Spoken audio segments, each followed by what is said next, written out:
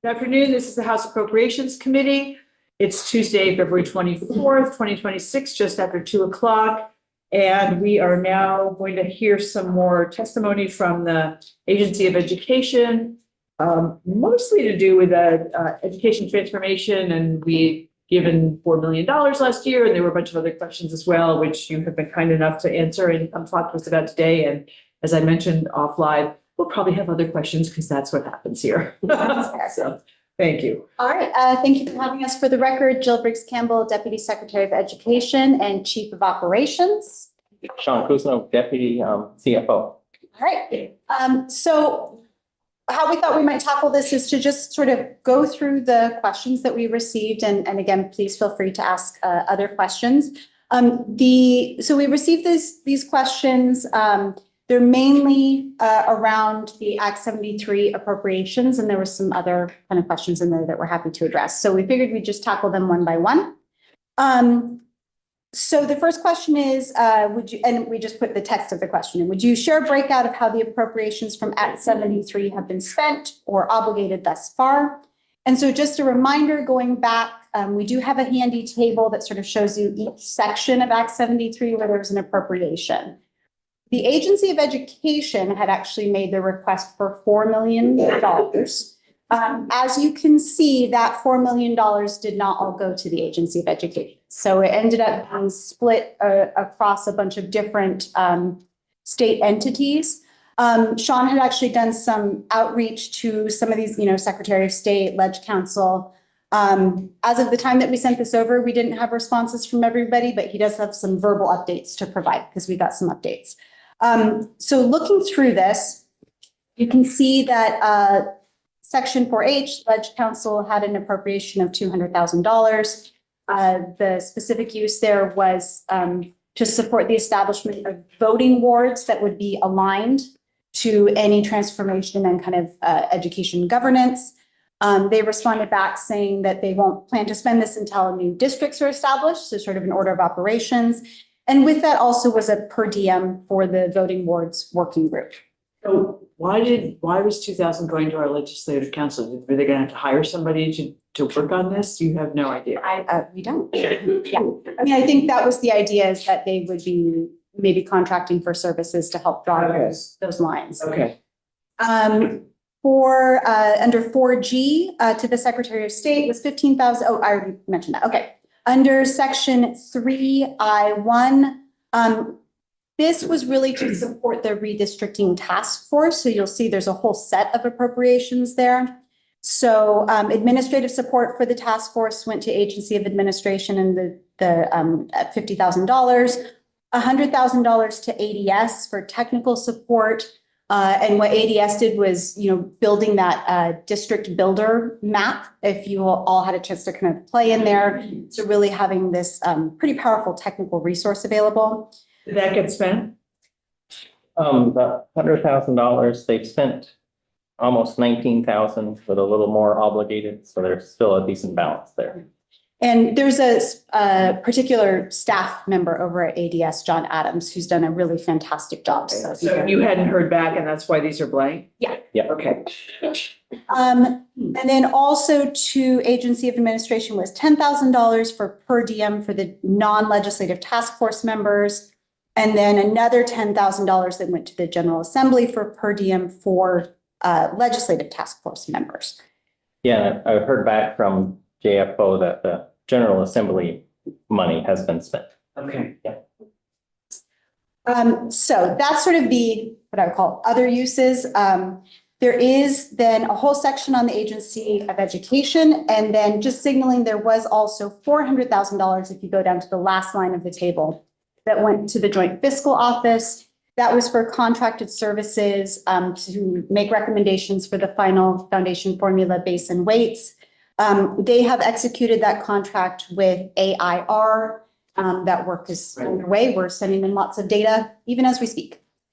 So for the Agency of Education appropriations under 10B, and again, this actually doesn't go to us, this goes to the state board, but it runs through the AOE, $200,000 for consulting services to review state board rules and to support them in making updates to those rules. That was a request that came from the state board in the FY26 budget. So they have executed that contract, and you see they've just started to expend those funds. Okay, now we're down to the part that really went to the Agency of Education. So Section 31B, this is the only one of these appropriations that's actually base funding because it was the creation of a new position. So, Which one are you at? Section 31B, sorry, I skipped to the other page, got it. No worries. Okay. So this is the creation of a new position. So it's $150,000 in base funding. And this is for a special ed strategic planning position. We're actually I'll have updates on each of our positions in just a moment, but we've made a verbal offer in the process of onboarding that. Is that part of that doesn't seem like it's part of education transformation. No, there's a whole section of Act 73 that's around special education, Okay. strategic planning and implementation. Okay. So it's actually related. So it is part of Act 73. It is, yeah. And then the next line, so if we go to your next page, Section 32 is really where the bulk of the money that we had requested in that original 4 million appropriation, that's where that is.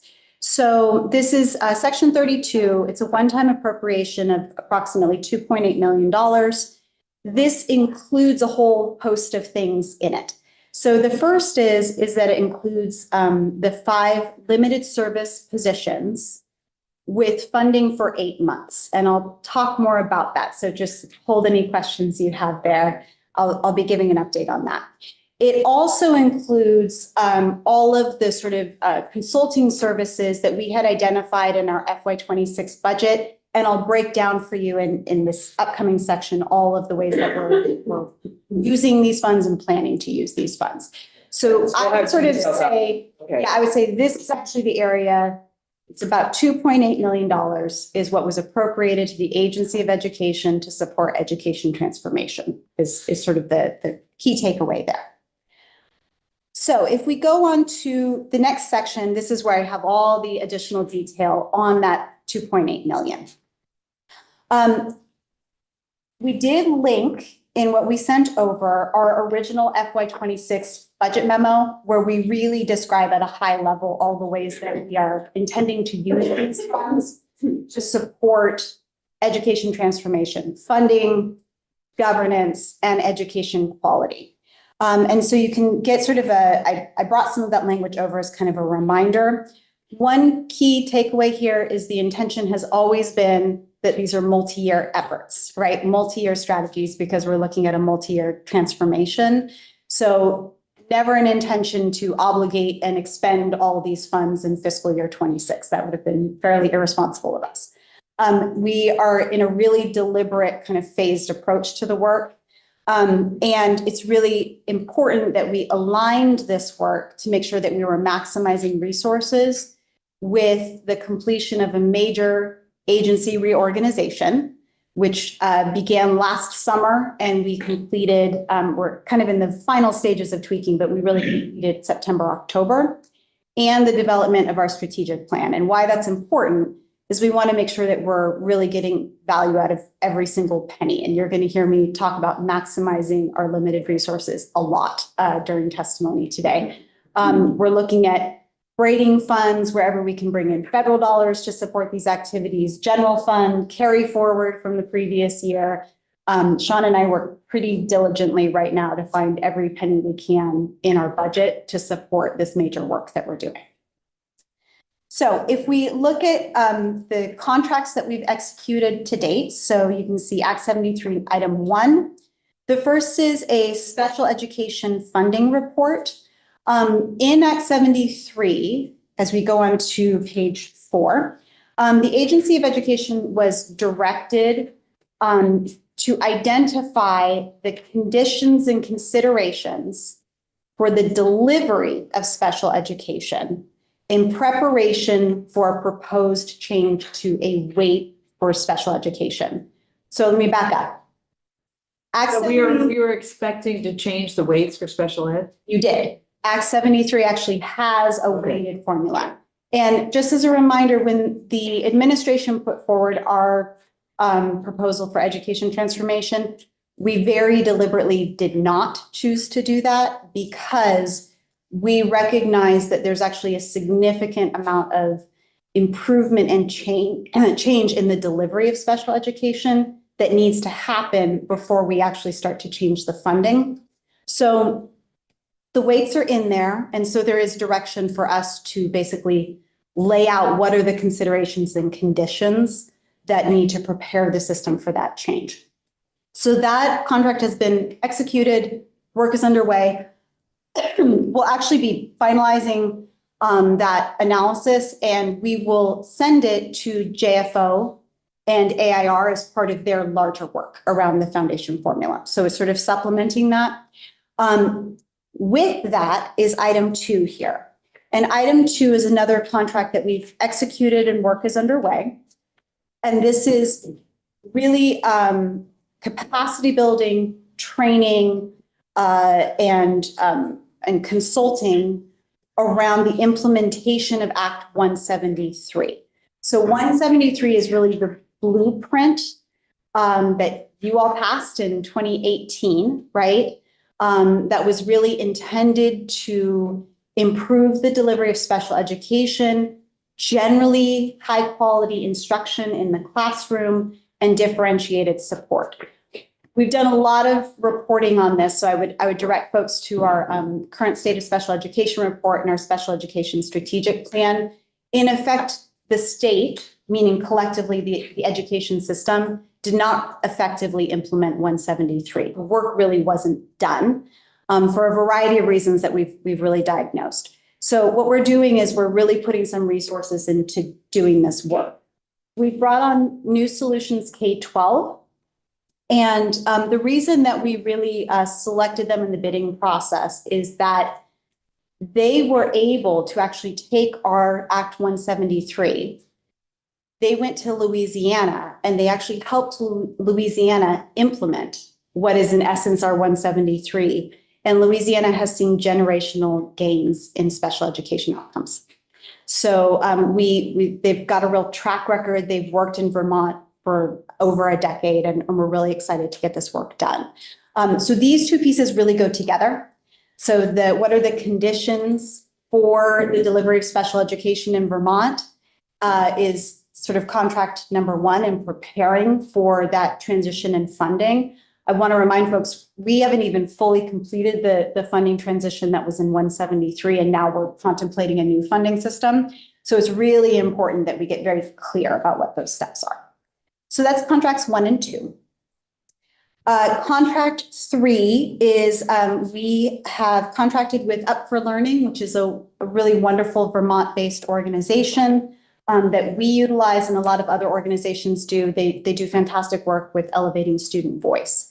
So in particular, we're doing some student input sessions on the new graduation requirements that the Agency of Education developed and have recommended to the State Board of Education for rulemaking.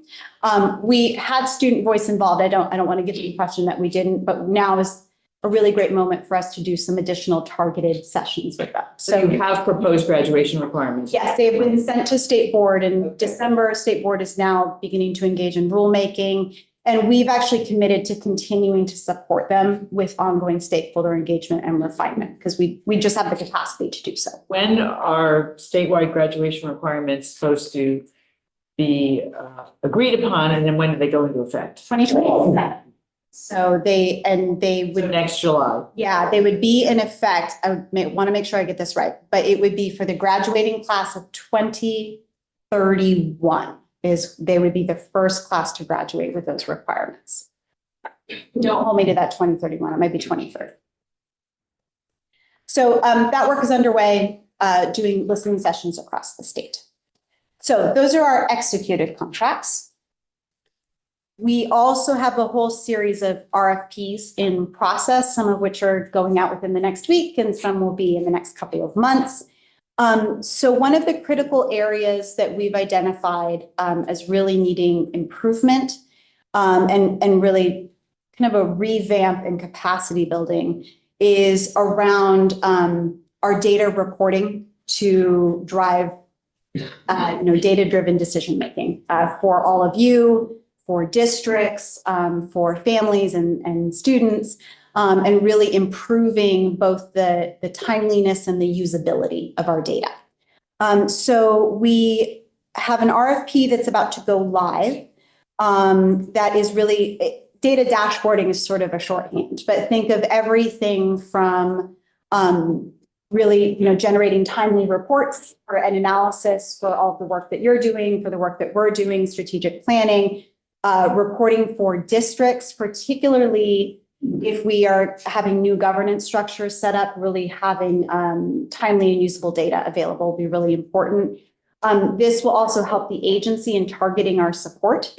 So where do we need to differentiate support for systems that may already be quite fragile? And we do have a few that are going to be particularly challenged during the transition period. So I know that the task force had a really hard time getting data for several meetings. So I would say of that's, AOE. I'd say that's an inaccurate statement. Okay. So we responded to 156 data requests. Those were posted and available.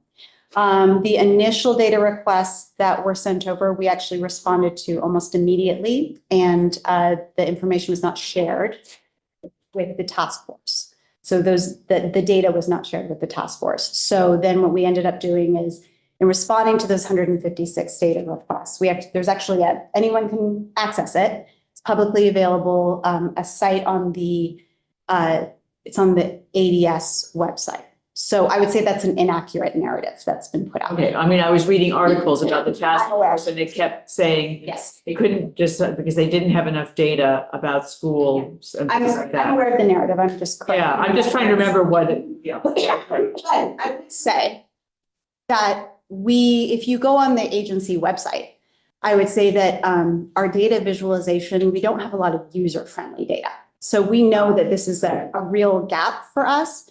So we can send all the spreadsheets in the world, but the first layer of data is just, here's information, right? But actually making meaning out of that information and making it usable is another step. And we recognize that that's a step that we really need to support. So that's really where we're aiming here. Okay, and Wayne had a question. Yeah. So there are problems. I've had a long experience with data. If everybody isn't on the same page, if the data you're asking for, everybody doesn't report it the same way, or right. isn't standardized and isn't recorded with error trapping, then you're gonna have a mess. So are you getting somebody, are you hiring somebody good that knows data in order to put this together? And is that part of the problem out there, that people aren't sending you standardized set of data? Yeah, so the good news you're pointing to something really important. The good news is that we've actually been working on that problem pretty intensively for the past year. So what you're pointing to is that so the Agency of Education collects something like 300 different data collections over the course of the year. Most of them are federal requirements.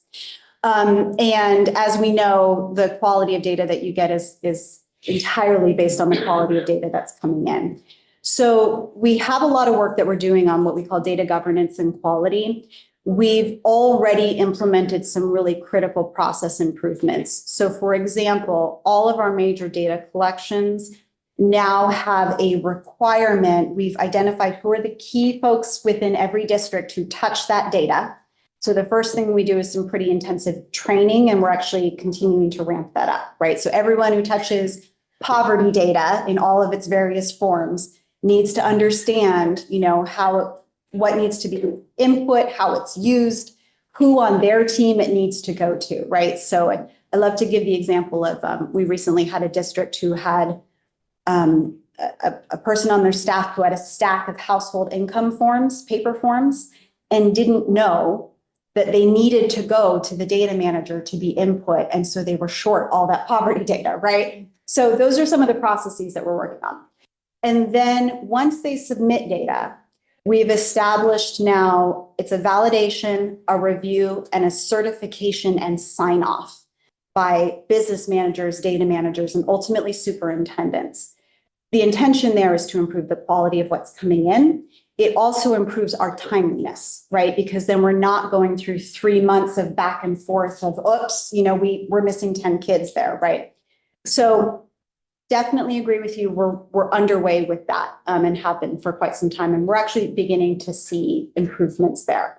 For example, the long-term weighted ADM this year had far fewer like data quality issues that tend to pop up when their long-term weighted ADM comes up, because then it's like, uh-oh, those are dollars, right? We actually were able to catch a lot of those on the front end when the data was actually submitted.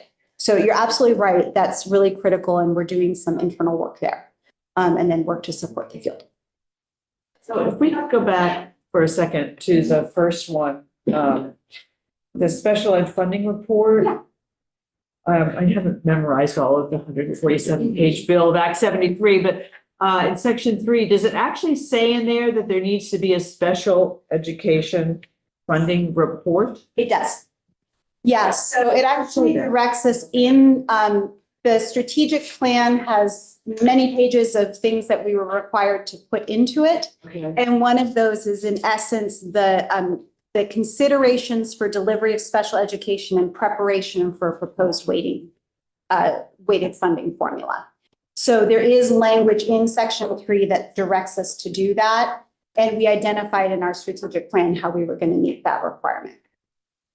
I guess I have to go back and look at in section 3 now, but I'm not getting to that easily. So we'll continue. I was actually going to bring I always have a printed out copy of that 73 that's marked up, and I almost brought it, and I forgot it and my phones today. So I know my phone is sitting back in my office. I was like, oh no. Okay. Continue that. Thank you. Okay, so item 2 of our RFPs. This one is, you can see it's kind of the bulk of our appropriation here is really towards this. So this is a really wide-ranging scope of work, but the way I would describe it if we were staying in an elevator is I would say we need to hook up the plumbing all across our education system around all of our various and sometimes disconnected accountability measures, and then ensure that we are providing support to our partners in the field so that they can meet these education quality measures. So right now, actually, Secretary Saunders and her team are just down the hall in Senate Finance talking about our accountability framework. This framework was built in 2018.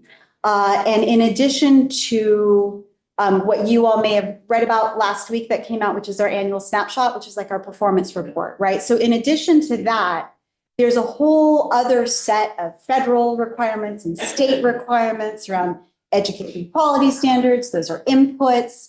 We have other requirements, district quality standards, which are state standards.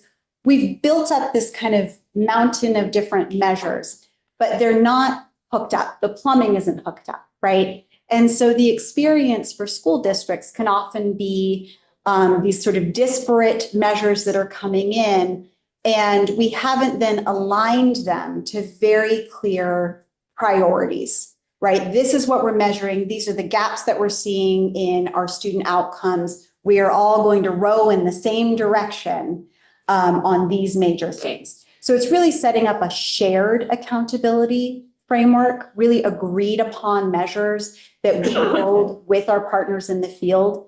These are the things that we know matter the most to student outcomes. And this is what we're going to measure. This is what we're going to support you on. And this is what we're all going to work on.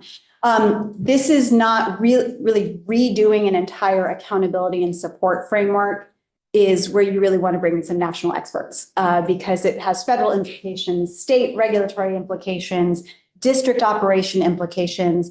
You have to think about, education prep programs and the workforce pipeline. And it's a very complex set of work. So we're going to bring in some consulting partners around this, some additional resources. And critically, we really want to be focused on getting this right during the transition period, because what we don't want is education transformation to actually result in student outcomes suffering because of disruption, right? So we really want to get clear on what the priorities are so that as people are making these changes in governance and funding, we can get very focused on those kind of major initiatives and major areas to support student outcomes.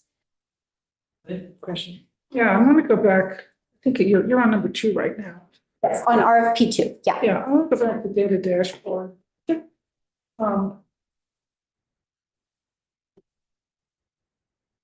There's money involved in those poverty piles of lunch reports. Yes, Because that is the basis of all of the poverty programs that come down from the federal government. we have to We get don't have very good at those. that. Those numbers aren't in there. You're missing out on a lot of federal money for every program on demand that they could touch. Yes, and it has serious implications if we move to a foundation formula. So it's, because, It influences Medicaid, it influences yes. food stamps, it So- influences everything. Yeah, so to be clear, on that example, it's not that those kids don't exist in the system, right? But they're not recorded. We ensure that they do get reported, right? And one of the ways that we do that is actually in the process of doing, it's our fall data collection is where they submit all of that data, right? And we then give them back their numbers. And that's usually when they identify, wait a minute, we dropped 70 kids. Where did they all go? And that one of the examples that I share about what's happening in the districts is that sometimes these kinds of things happen. So they're in the system now. They found those kids. But what you're pointing to is that you're right. That data drives our federal formula grants, which are mainly based on poverty. For things like Medicaid, there's actually other ways that gets collected, but that's really important. But what I really think about right now is long-term weighted ADM matters for budgets because it's the way our funding formula works now is it's about taxing capacity, right? Under the foundation formula that you're moving to, that's dollars per kid, right? So we have about 2 years, 2 more cycles to ensure that the quality of the data is extremely high. So we started doing this work a year ago. We're seeing improvements, but this is a major investment for us of like agency resources, ensuring that, our data reporting is accurate and timely. We need to get we collectively, meaning our districts and the agency and everybody else involved, needs to get very good with our data, because when you move to the foundation formula, it really, really matters, right? The base plus that weight for poverty, EL students, that generates the amount, full stop, the amount of money that a district will receive. That's what they get. So it's very high stakes work that we need to all collectively get very good at. Okay, thank you. Yeah. Yeah, and it's why you're seeing this investment here, and it's a significant But investment. you're not doing the foundations level, because Joint Fiscal Office has a contract with AIR to do. Yeah, they're making the final recommendations around the base and weights. That's based on a cost factor analysis, which is what the legislature selected as its foundation formula. Our work around the conditions for special education, we'll share with them because it will help to inform you. So there's not overlap. No, there's no overlap whatsoever. Yeah, our role is to really working with them is to give them all of the data that they need.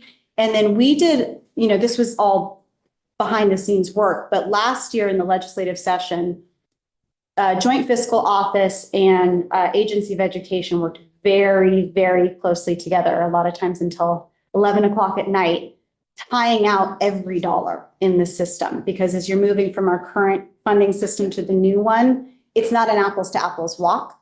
And we were literally tying out every single dollar across the system. So we had an assurance that we were accounting for the whole cost of the system. Yes. So Wayne, you have a question. Yeah, so do you have a computerized system? Is this going from paper? And how does the data get collected from the schools? Yeah. And how does it get entered into the database? And is this Yeah. error trapping in there? Is it a good system or? It's a good question. So it will not surprise you to hear that within our districts, they use a variety of what we call SIS or student information systems. And they use a variety of education finance systems as well.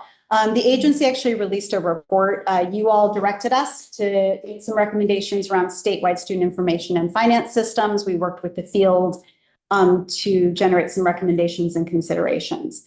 We are a small enough state. This is I'm opining here from my operations seat. We're a small enough state that it would probably make sense for us to just have one statewide student information system.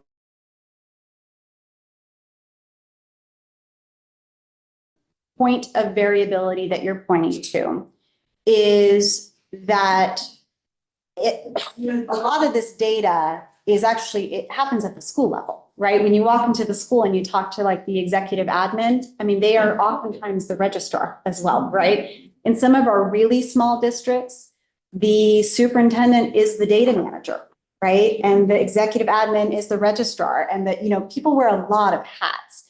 So how the data gets taken in, I think sometimes we have paper processes. Sometimes we have folks inputting into their system that then goes to a central office data manager. It never surprises anybody when I say we have wide variability here. Yeah, John. Thanks for coming in. of course. Nice to see you again. So knowing that variability exists just because districts are different sizes here, you've got a person traveling to multiple schools here and lots of examples of that. So do you see that model of recording the data, sending it off to you? Will that variability still be there in terms of who does that? Or do we really want to kind of get down to the point where there's something better, different, that'll improve any potential errors here? Data gets entered, there's keystroke kinds of things that happen. It's kind of, go back to kind of see how things worked out here before things get sent off. So I'm a researcher by training as well here. So that's yeah. Yeah, so I think to some extent, there's some technological solutions, right? But ultimately, it does come back to bodies entering information, right? So this is where we need to get to ensuring that everyone touches the data, understands the importance of the data, right? So if you are the executive admin, who I always like to give the example, like they're answering phones from parents because kids are out sick, they're inputting new student information as they're registering for school, and a sick kid threw up down the hall, right? Not an ideal data accuracy environment, right? But so, in any system, you build in redundancies, you build in checks, right? We are already building in a lot of these data validation checks. At the agency, we've significantly improved our data validation over the past year. And then again, we need to ensure that we're getting these trainings out. One of the things that we've been talking about doing is like a data quality roadshow, where we've got kind of an interdisciplinary team that includes our child nutrition folks, our data folks, our finance folks, really going across the state and really sitting down with everybody who touches this and let's talk about this from soup to nuts. It also gives in particular, our data team an understanding. They work with data managers, right? They don't necessarily work with the executive admins, right? So it gives them a sense of how does the information flow through the system. So there's a really important human element to this that we're going to be investing in. And then are there ways that we actually simplify the technology so that we're not, right now we have about 4 different main data systems, student information systems. We suck them all in through a system called EdFi. So we vacuum it up and then it gets standardized. But it would be a lot simpler if it was just one system and we actually had visibility on it in real time. There's timelines you have to work with to That's right. ensure the data is entered, verified, Yes, moving forward the way it needs you've to. got it. Yeah, and so we are actually talking about one of our critical things when we talk about like the accountability system is we actually have to change some of our data collection timelines so that we can get our report cards out a lot earlier. And that's why I'm asking that question. Yeah, the whole system gets really complicated. Yeah, and honestly, this is why we need to bring in some national experts in this. This is not the kind of work that any state agency should just pick up and kind of try to do themselves. You're going to start pulling threads and the whole sweater might come unravel. So, and there's real federal implications we have to change our ESSA state plan. It's a whole thing. Multi-year work. Okay, I'm going to keep Plugging away? Okay.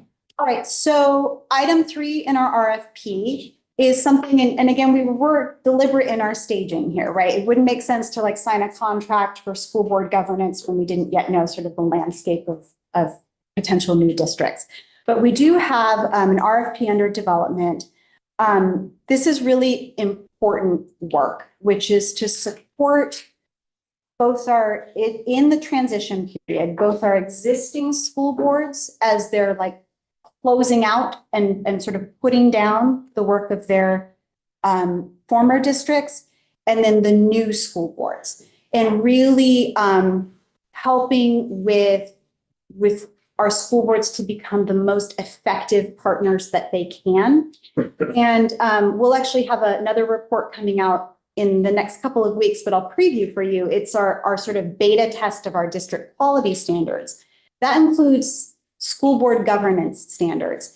And there is really wide variability and it's a self-evaluation. So how boards are rating their own effectiveness in terms of their ability to, look at student outcomes, align it to strategic budgeting, and then measure, that cycle of continuous improvement, right? So they're identifying for themselves already that they struggle with this. And I don't think that would surprise us. These are all part-time volunteer boards, some of whom only operate one school, some of whom are part of a supervisory district of almost 3,000 students. Variability is the name of the game, right? We have some really incredible models on this, actually. North Dakota really invested in their school board governance. And I actually had an opportunity to hear from their Secretary of Education a couple of years ago. So really how to institute best practices. And they had a really fantastic consultant that came in. And one of my favorite things that they did is they actually did a review of school board minutes. And they identified that only about 10% of school board time was actually spent talking about student outcomes. And we would do something similar in our own school board agendas. So it's called student-driven strategic planning, right, is what they're talking about. So we have identified that as we're going through this major transition, if we are also not supporting boards in becoming really effective, then we're not actually setting the system up for success. And we want to make sure that the folks that are investing their time, and there's, volunteer time to sit on a school board, they're really armed with all the best tools and strategies and kind of practices. So that's an RFP that I'm actually looking really forward to getting out. It's a project of mine. So we will be getting that out kind of late spring as you all are making some major policy decisions. We'll be aligning our work with that. Okay, so that's the status update on those. If we go into item 2, this is really looking for an update on the special education project manager position. Very short update there. We've made a verbal offer. So that's a permanent position on our staff and really one that's sorely needed. Special education is a huge area of strategic focus for us. So having a project manager is really helpful.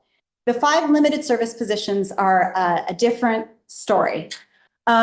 So we had originally requested that they be made permanent positions, and you'll see that in our FY27 budget request. So you see a plea at the end where I say, like, we really, really encourage you all to approve these positions. We're really trying to rebuild the agency's capacity to be very field facing. And we really lost that capacity in the Great Recession. We lost our field-facing team, and we're trying to rebuild that. So those positions were about 8 months worth of funding is what was appropriated. And I think you can imagine that creates some challenges. We're really trying to hire folks from the field, and we did have some good candidates, but as you might imagine, it's challenging to kind of recruit folks and pull them away from their good jobs in districts when we've only got 8 months worth of funding secured. So the current status of those is there's 5. One of them is a failed search. We're going to revamp the position a little bit. One position, so that was our data integration specialist. The business operations specialist, I'm actively in conversations with one of our candidates there. Same thing with the facilities integration specialist. And then the other two roles, which is curriculum integration and then learning and teaching. I always joke that I put these placeholder names in and then y'all put them into law. So they're like these very chunky names, facilities and data integration specialist. We're in active interviews on those. So if those are able to become permanent positions, I will say I was very pleased with the interest from the field. I actually got a lot of phone calls of folks who were like, I really want to do this work at the state level and they see the value of it, but it didn't necessarily translate into candidates willing to leave the district. Is that appropriation in the budget or are you asking for more money? It is in our FY27 budget request. Okay. It's our only it's not a one-time question. It's our only request in our budget is those 5. Okay. So I have a question for you related to positions. Yes. It's not on these questions here, but Medicaid school-based funding is moving. Yes. DOH, whoever. Yeah, you're right. DIVA, okay. And my understanding is you have 6 people at AOE who are doing that. So what's happening with those 6 people?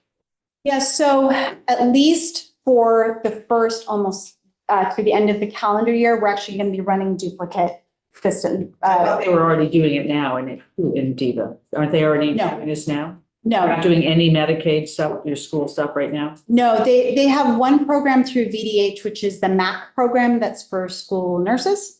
Okay. And then we run the school-based Medicaid program. And we're going to be combining those two, moving them to DIVA and changing. There's a whole change in payment methodology. That's like a whole other round of testimony. We will need to actually sort of be closing out the old system as we're standing up the new system. We've also identified that AOE still has a really important role around the district reinvestment plans, which right now we really don't do a lot of, we collect them as an end of year report, but we're not actually working with them on their investment plans. Is that different from Medicaid? It is what they do with their Medicaid reimbursement. So they're required, when they get their Medicaid reimbursement, they can kind of do anything under prevention and intervention, and they're supposed to develop a reinvestment plan. Spoiler alert, there's wide variability. So some folks are using it for those purposes. They're running after school programs and all sorts of things. Community schools, some of them are kind of rainy day funding. Some of them are using it for other things. So, and the agency has not had the capacity to really have quality oversight. So we're going to retain that. We are actively evaluating the role, like what those positions are going to be. So I don't have an answer for you on that because we don't know exactly what we're. I have 3 hands that went up, John, Wayne, and Lynn. Competition here. Okay. So those examples that you gave here of how those funds are being used, those are all allowable utilizations of that money, or is it kind of? It's a little squidgier than I would like it to be. So we're pretty clear that it's. Every school identifies particular needs Yes. that may deviate from. Yeah, so prevention and intervention can be broad. I think that what we're interested in doing is actually doing some of that quality oversight and support and really thinking about how they might more strategically use their funds. We really don't have, I'm naming this as a gap. It's okay. We don't have a good understanding of this right now, but we want to.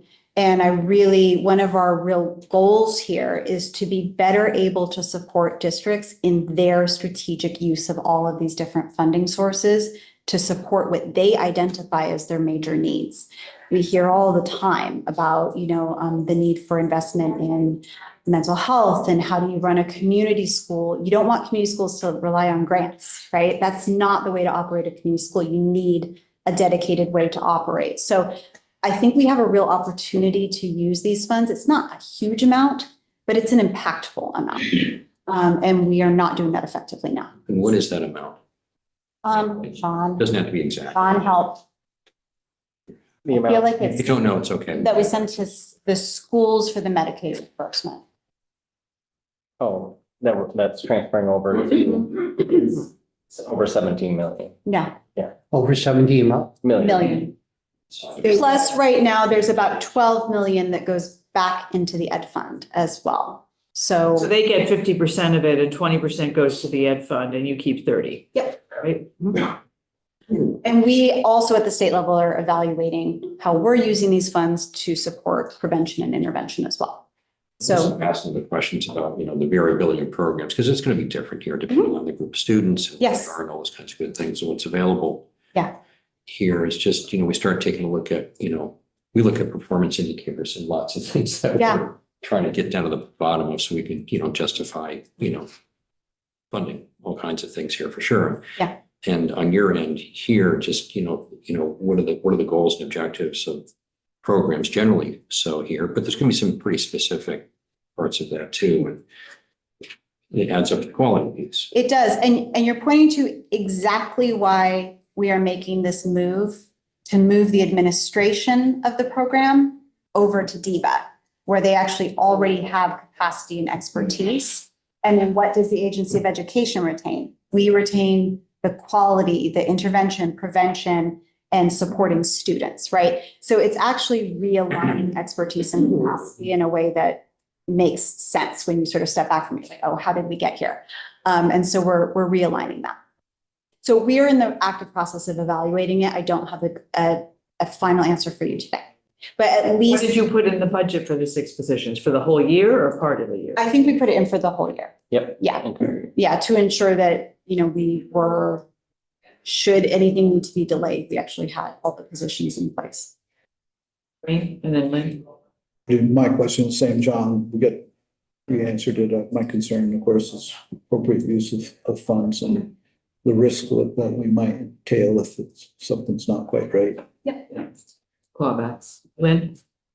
Well, I'm going to preface it by saying, are we on number 2 on a similar note? Would you please provide us that? Yes. Okay. Yep. All right, as far as the Medicaid money that goes to the schools.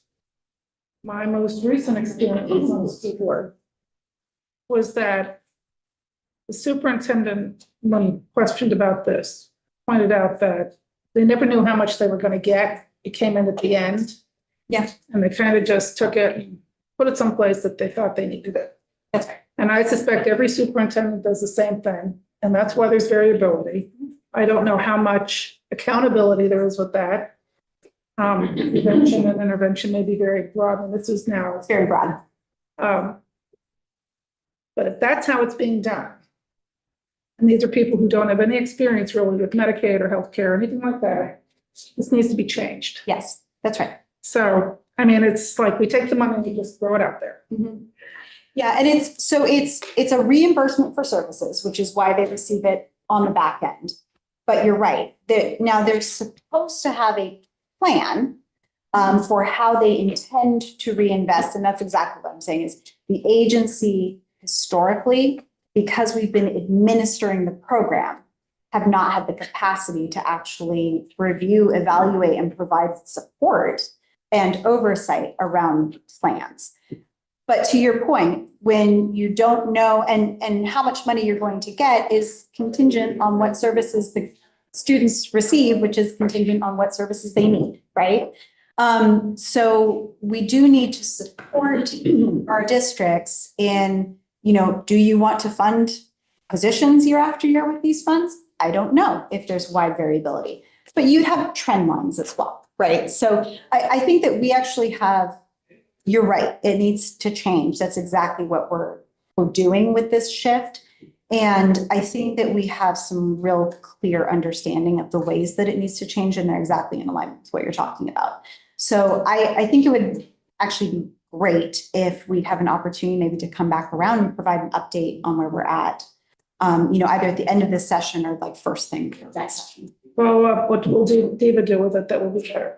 So DIVA is going to be, again, you should get a full presentation from AHS on this, but they're making some really significant changes in actually how we do sort of the payment methodology. Right now, it's very manual, like paper manual, right? Very intensive, and it's like that sort of line item reimbursement, right? They're moving to a random moment time study, which is actually what's used in the MAC program, which is the school nurse program. So we're actually going to align those two things, significantly reduces the administrative burden. And it's how they run their other programs as well. So that really takes that real heavy touch administration that's happening both with our agency staff and with staff in the field and turns it into a much more streamlined system.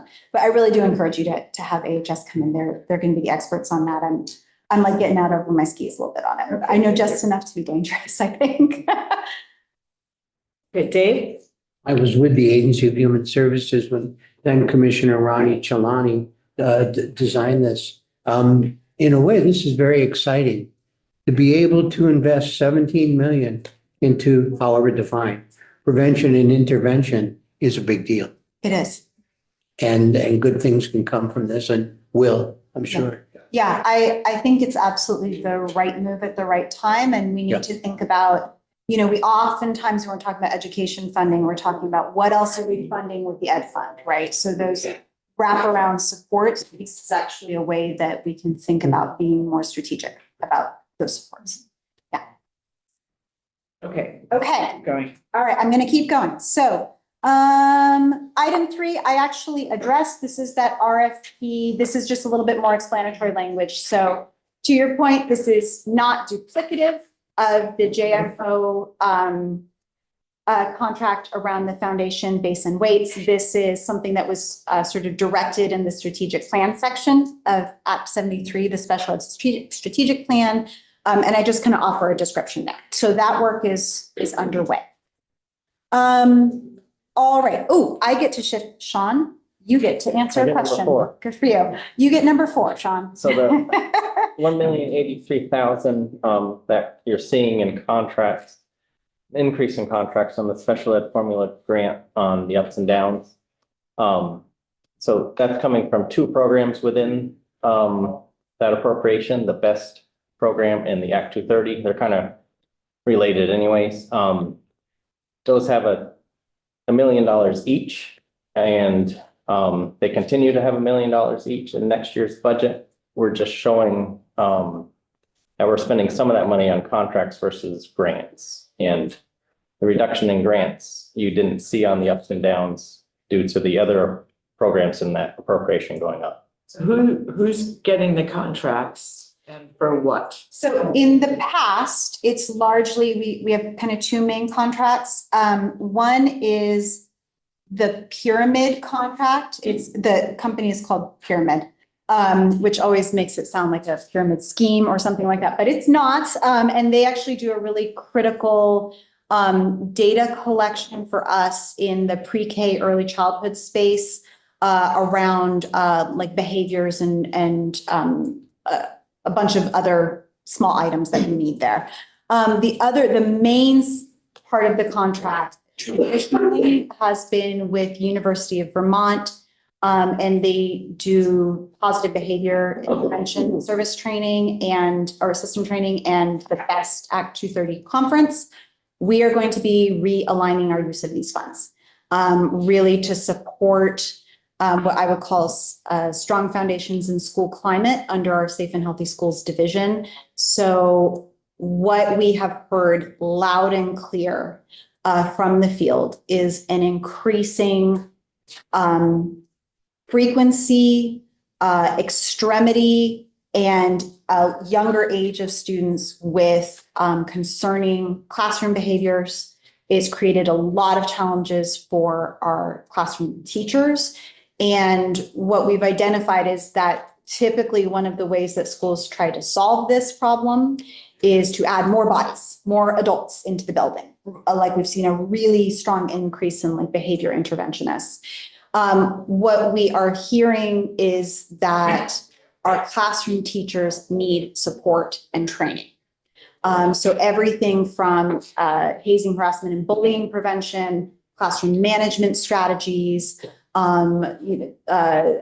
creating a strong school climate, the whole kind of range of kind of foundations And so we're going to be shifting how we've been investing these funds and trying to be a little bit more strategic about them. So we've been running this Best Act 230 conference through UVM for a very long time.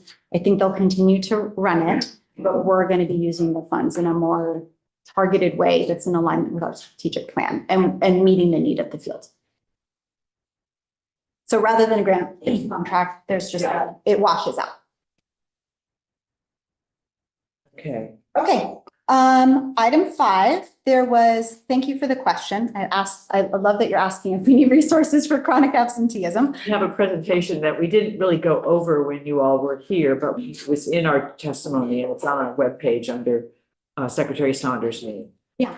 So the chronic absenteeism work, the good answer is that at this moment in time, no. I have no specific requests around this work. So what you do have in front of you, and it's with House Ed right now, is we need to make some statutory changes around definitions and processes, roles and responsibilities around truancy and chronic absenteeism. So that work is moving forward with House Ed. Right now, at this point in time, I'm never going to promise I wouldn't have a resource request in the future, but we're actually managing this work in-house in our Safe and Healthy Schools division, which is a new part of the agency where we're bringing together all these resources. We also have some really excellent partners with the VCHIP program and Dr. Heidi Schumacher and other kind of regional organizations. And we are leveraging some federal and state grants. So at this moment in time, no additional resource requests. I'll let you know in FY28 if I need additional resources. But we're well underway with the work, which is great. Which is, I think we saw some data showing how many days per month or whatever kids were absent. It was looked like an average. And 25% or something. Yeah, Chronically I think it would be a lot more informative if you could actually have the numbers in a distribution or something that's not a mean. Yes, we have that. I'll get that for you. So I'll make sure that we send that over in some follow-ups. So Because the average doesn't tell you much. You know, there might be just a few kids that are out for months at a time. Yeah. Or there could be a gazillion of them are out 1 or 2 days, you know. Well, and schools may differ in their, right? And Yeah, we have some And- definitional issues. Yeah, but so as a larger statement that we can say that 1 out of every 4 kids in Vermont is chronically absent. Chronically absent meaning they're missing at least 2 days of school a month. So total that up, that's a good chunk of days. That's almost 20 days over the school year. Within subgroups, though, is actually where you see the real split happening. So very, very clearly, it is our most vulnerable populations that are missing the most amount of school. Economically disadvantaged, students on IEPs, and then critically, our homeless and foster kiddos and our migrant kids. What was the last? Our migrant kids. Thank you. So that's really important as we're looking forward. We have a really, well, I'll make sure that we send this to you. So we have a policy brief that's ready to go out and it's got lots and lots of data for you. That's It's not really so much that, it's really for whoever's writing the language, if you're going to have changed statute Yes. related to this, those are the ones that need to be well informed on those different things. Yes, so they and can- they've got all that. We've provided that to House Ed, and I'll just, for your own awareness, I'll make sure that you get that information as well. This is really important though, is understanding where we have this differentiation is then where you direct your resources. The really good news about chronic absenteeism is that there are proven strategies that can help us to fix this, right? This is not an impossible problem to fix. And so, first is getting these basic kind of foundations and statute updated. That's sort of the light lift. Then our next phase of work is developing model policies and procedures. We've been working on this for 2 years now with the field. So getting out this model policy, what do you do? What are the steps that you take, right?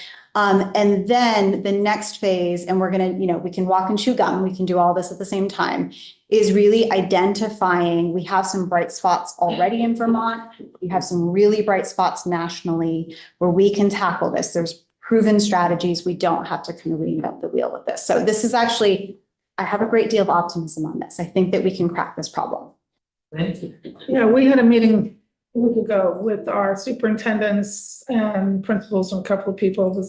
They have a meeting with us every year, like a legislative breakfast. And this came up because I was told by someone who's a constituent of mine last year, they went to a school board meeting and they heard that there was like a 49% absenteeism. This isn't just one SD.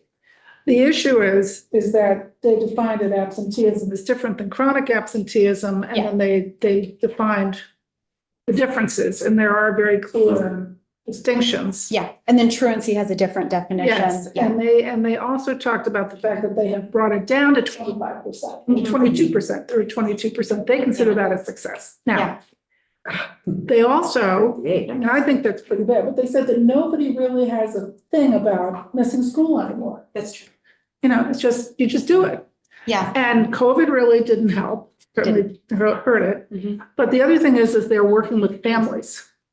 I don't know what the strategies are for you guys. It includes families. You got it. Family, they're working with the families, because a lot of times the families don't care. Yeah. And then it's like, Yeah. and we had an alternative school that we created at that high school. Didn't have people who cared about education, whose families didn't care if the kid got out of bed or not. And the kids were at school, this is like 30 years ago. Yeah. So it was a storefront school. Yeah. And it worked. Yeah. So.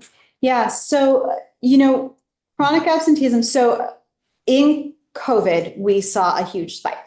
Everybody did across the country. 45, 50% chronic absenteeism rates. So we have come down, 25% is in some ways progress, but other states have gotten it down to like 8 to 10% because they paid attention to it and they invested in what works. Yes. And what you're pointing to with chronic absenteeism is that there are external factors that are happening in families. A lot of them have to do with, just sort of some of the conditions of poverty, right?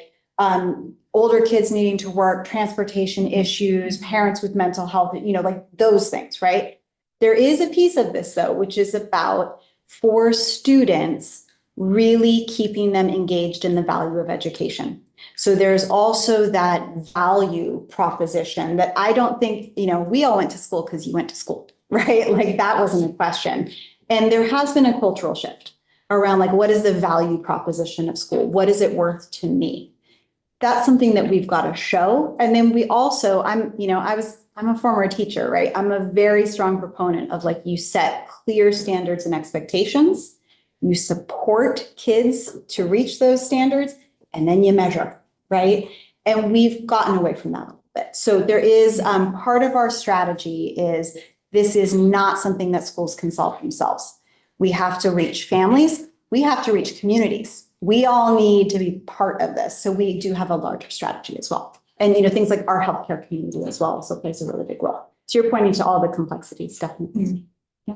There was a great article in the New York Times a couple of weeks ago about Mississippi, Louisiana, and Yes. Alabama. A great article. About It what? was. About schools and how they're dealing with absenteeism, Literacy. and literacy. Not learning if they're not in school.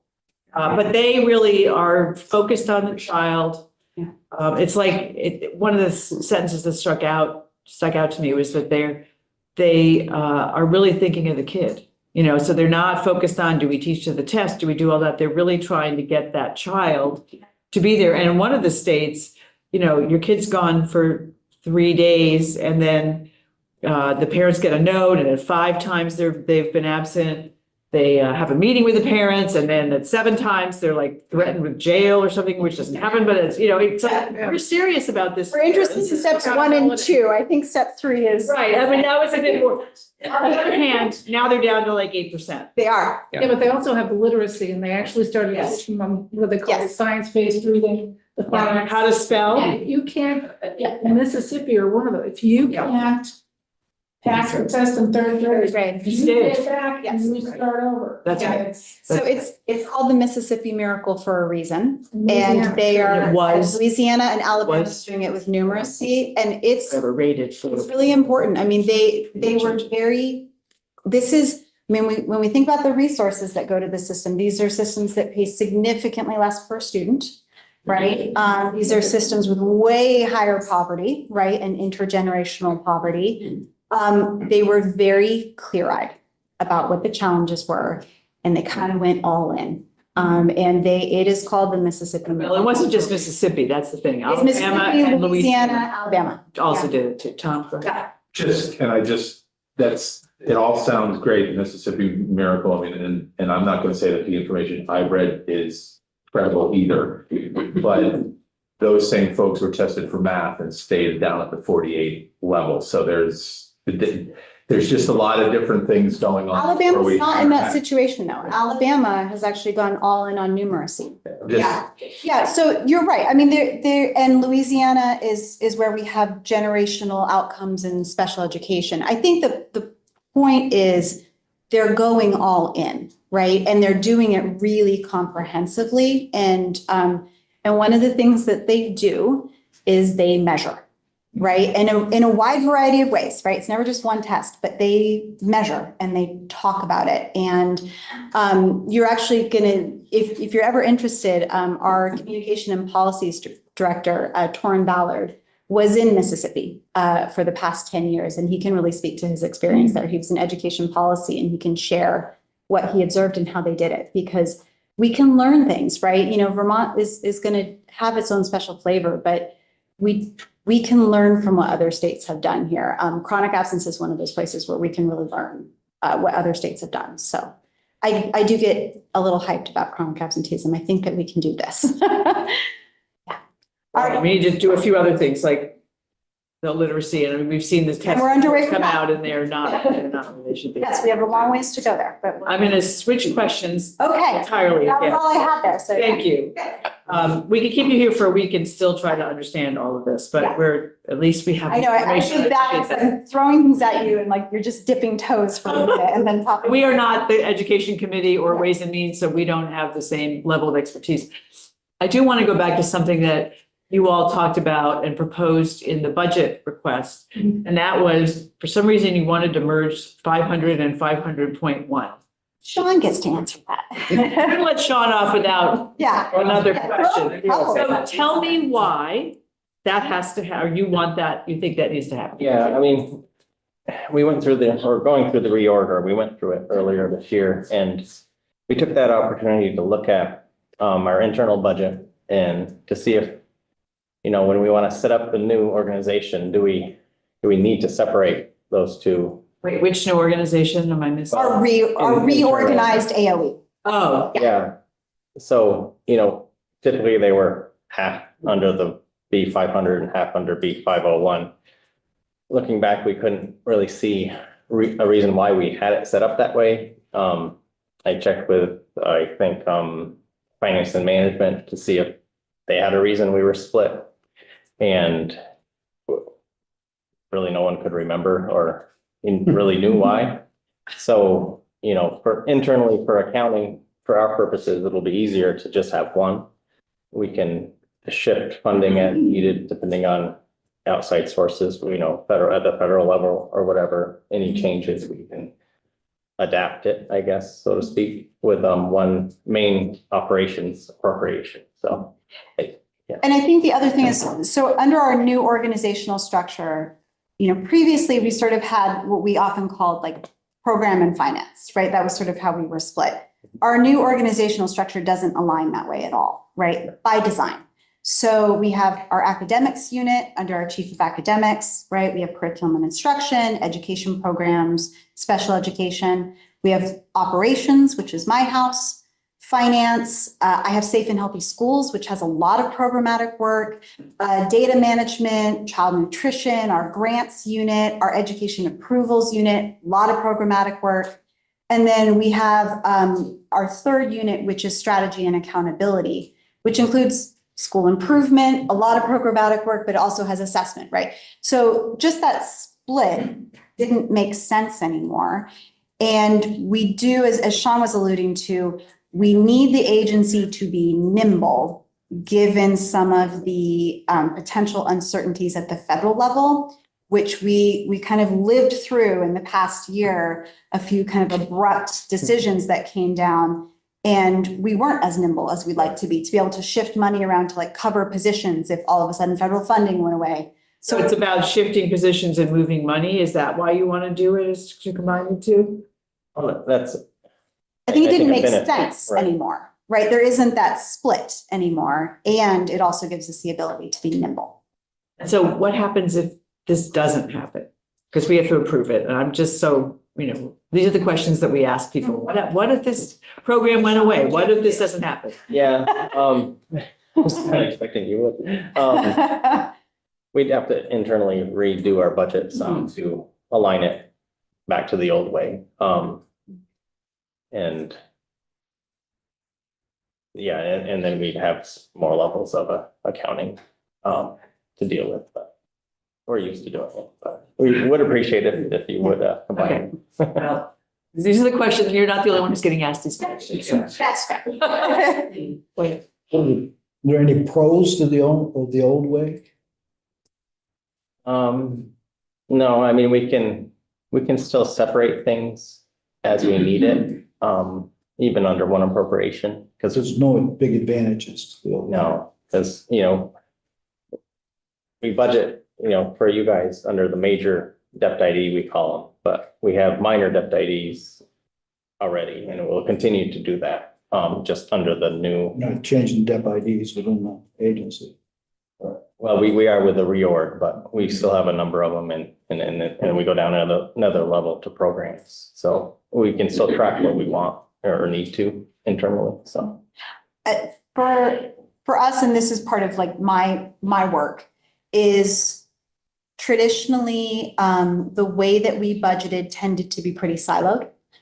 So each kind of department or division had sort of its set of projects and priorities, and they would go to Sean and they would work with him and he would sort of be able to produce that budget. We are moving towards being much more strategic about how and having a strategic plan really helps, right? Which we haven't had since 2015. So now we have a strategic plan. It points us in the direction of our major priorities. And this gives us the ability for like Sean and I to work really closely together to actually budget strategically. So we're ensuring that we're resourcing.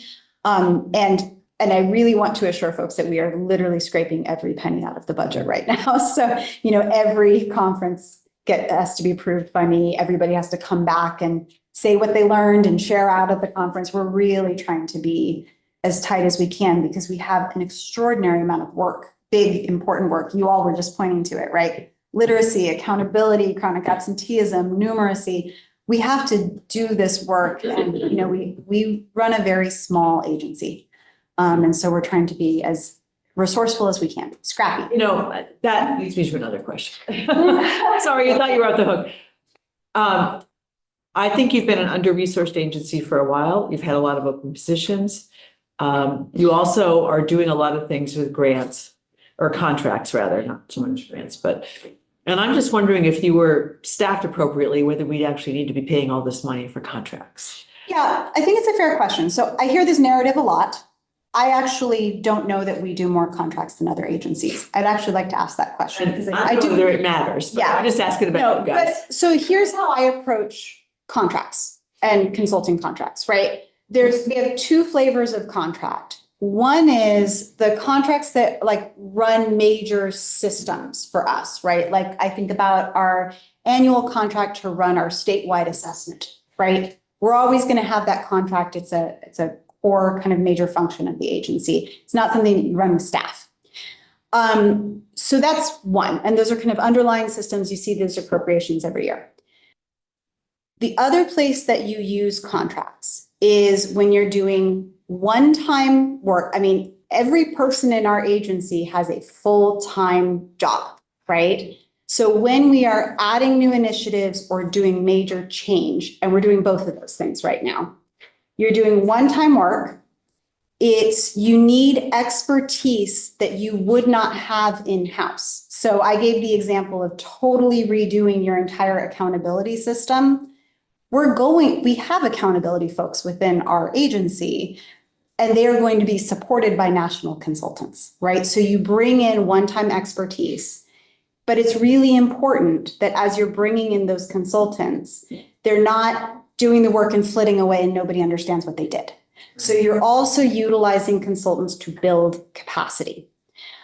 So for example, last year, there was I don't know if y'all noticed, but the agency churned out more reports, I think, than we ever have before, right? We were pouring data and information out. We didn't have the capacity to do the visualizations, right? We just didn't have folks in agency who had been asked to do that before. And so we brought in a one-time consultant to help with those data visualizations, set the templates for us, and now we have the ability to do that. So I think that we have real value for those one-time new initiatives where we're making major changes. But I agree with you that you don't want to build them in as a permanent crutch, right? We're not doing that. So I can assure you, every one of these things that we're doing right now is meant to bring out expertise that we don't have, help to build that expertise in the agency, and then help us with like major time-bound change. Yeah. I don't know a single, I want to say this because I'm going to take the opportunity because you brought it up. I cannot think of a single state in the country that would be trying to change funding, fundamentally changing how we do funding, potentially changing all of our governance, and dramatically working to improve the quality of our education system without help. Oh, yeah. Yeah. Not suggesting that you don't need. Yeah, no, You don't all need help. I'm taking the moment to, because there's this narrative. I'm like, no, there's no state would undertake this. When I go to national conferences and I say what we're doing, people gasp. And then they all come and ask me questions and say, oh my gosh, we want to see what you're going to do. And I say, yeah, I mean, So do we. watch this space. Right? We all want to see that. Dave? Yeah. Well, is the clock running down? Are we winding? We're down? okay. Well, okay, well, I was going to say in 3 minutes or less. Tell me, in order to get the Vermont victory, as opposed Oh, I to like it. Mississippi miracle, I like it. can you educate me as to why we need different governance, mapping, districting, Sure. et cetera? Help me. Yeah. So it's a complicated answer, unfortunately, right? It's not an elevator, writing an elevator answer. So, and I would encourage you, and I'm happy to send it over. We did a presentation to House Ed last week or the week before. We spent about 90 minutes with them, and we really laid out for them and reminded you all of why you put certain things in Act 73 that you did. So while there may be quibbles around some of the numbers, and I want to be very clear, there is no magic district size number. It doesn't exist, right? There is no research that says, it's 7,700 kids. But what we do know is that when you move to a foundation formula, that's now the block, right? You get, as a district, $100 million. And now that's all you're going to get. And you have to decide how you're going to resource your system. So if you are operating a small district, and we've done some really extensive modeling on this that we'd be happy to share with you. So if you're operating a district under about 1,000 students, which 50% of our districts are under 1,000 students, you get to a point where you have to make choices, right? And I mean, any district has to make choices, but the choices become the opportunity, so maintaining kind of your existing staffing and existing responsibilities that you have at a district level, right? Every district that is understood as a local education agency under the federal government has requirements, right? Thou shalt have a superintendent, thou shalt have a business manager, thou shalt have a data manager, thou shalt have a special ed director, thou shalt, those are those shalt, thou shalts. So you're going to have to start to make some really challenging choices in order to maintain education programming and opportunity.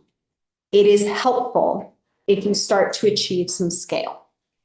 And what you all settled on, and it's research and evidence-based practices. So this is not making up, these numbers aren't drawn from nowhere, is around 4,000. As you start to approach 4,000, you start to hit some really good efficiencies. We've done some modeling and we've shown, and we shared this with House Ed. You can do this at 2,000, but you have to actually change the way you staff and operate. So for example, I'll give you a real world example. You can do this at 2,000. You can still meet all of our education quality standards. You can still offer languages and music and all of those things that we want to see in education programming and multi-tiered systems of support and counselors, right? But if you have a elementary school that's about 100 students, a lot of our elementary schools are, you need to have a principal that's a 0.25 FTE. So they're going to need to teach classes as well.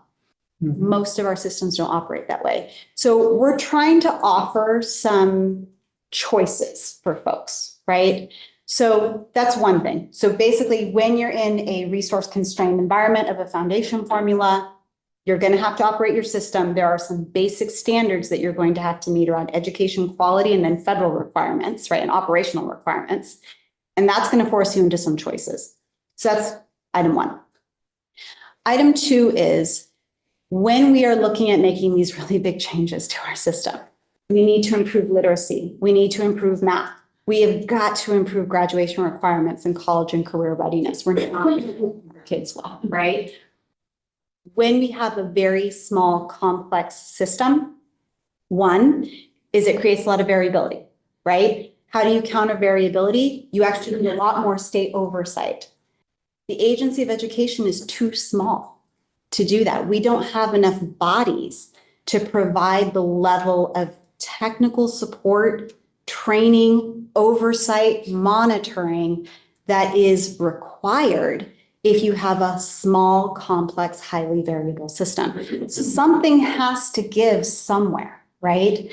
And so that's why you're seeing us kind of settle around this 4,000 number. There's also a bunch of other considerations. It actually starts to increase demographic equity. So you can map it. So right now in our current system, the disparity is about 12-1 in terms of economic disadvantage across our districts. When you move towards 4,000 to 8,000, you can almost get parity across the system. That matters, right? Then you have, instead of maybe more affluent communities making certain decisions for their students, and the kids in the next district over do not get the same opportunities, you're actually starting to have districts make decisions for all students. And I think that's a Vermont value, but we don't operationalize that, right? We don't actually implement it. I could go on and on, but I'm giving you some of those considerations. I mean, we're trying to point to there is no perfect number, but there are choices. And there are different choices that you're going to make in a different system. But I do really want to point out that education quality, if you really want to move the system in the way that we want to for students, we just have to acknowledge that's a very small, very complex, very variable system, which is a description of our system with no value. That's our system. It's very hard to move that kind of system, particularly with a small state agency out there. Thank you. Sure. That's like a whole new round of testimony. Well, Yeah. But I know The these are really inequities are so challenging. have increased over time. They have. And I'm just surprised we haven't been sued again. Actually, that's what I'm surprised at. Yeah, I mean, I think what we came forward with last year is really interesting. When we started the conversation around foundation formula, people genuinely believed that we had an equitable funding system. And we kept saying the theory is equitable, Yes. but let's show you the evidence. And it is not. It is objectively, we are not funding or giving our students the same opportunities. And I don't think anybody can say that we are anymore. So we've at least made that transparent, and now Yes. what do we do? Yeah. Right. Exactly. I do always like to sort of like give folks a pep talk here at the end after I talk about all the bummer, is that, you know, I taught in a system in California that really did not value public education. And one of the things that I cherish the most about Vermont is this like deep, deep, deep commitment to public education. We have all of the ingredients. We have a highly resourced system, the best resource education system in the country. People believe in public education, even in light of these challenges and a system that isn't producing the results that we want. You know what most states do? They privatize. They what? They privatize, they do vouchers, they start sending money out of the public education system.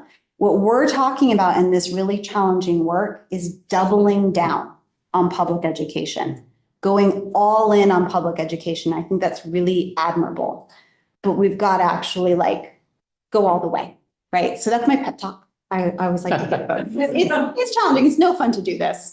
And I would like to do it once and not have to do it again in 5 years, if at all possible. I think if we get through all this, nobody's ever going to want to do it again. No, right. The one time, you know, and I have a kid who's an 8th grader and a kid who's a 5th grader. And I keep saying to my daughter, I'm like, I don't know that I can fix all this by the time you graduate, but I'm really committing to making sure that my son, like, you know, really gets out of the system. High quality. Yeah. If you have to put anybody in jail, they're gonna have to go to Mississippi.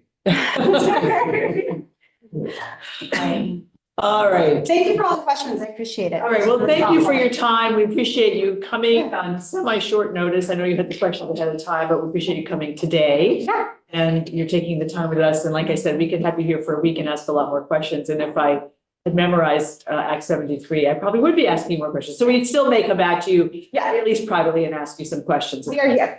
Yeah, absolutely. Really, I mean, genuinely appreciate the conversation. Really good questions. And anytime you need us, Great. we're here to support. Thank you all. Thank you very much. So committee, this is it for today. We are going to, tomorrow is Wednesday. At 9:30, we're hearing a bill, H 567. I think this is a the treasurer's office again, and GovOps bills. It's a buffet. Feel free to hear. We won't vote if there's money, but we'll hear it. Then from 11 to 12 is when the legislators are coming in. We have legislative requests to add to the public hearing that we do every year. And Autumn, are we signed up? How many people do we have? 16 people. 16 people have signed up. 60, I was gonna. No, not that. You're giving them 2 minutes and we have an hour. So that is what's happening then. And then we have a couple more bills in the afternoon and we have some more time. So tomorrow there will be breaks in action for you to really try to dive into your budgets and the issues and see where we can find more money now that we've been through the spreadsheets and see how much we don't have. And James will continue to update spreadsheets and we'll see about what that looks like. We just had another committee letter come in, so, take a look at those as well. So we've got plenty to do, even if we're not live on camera, I think.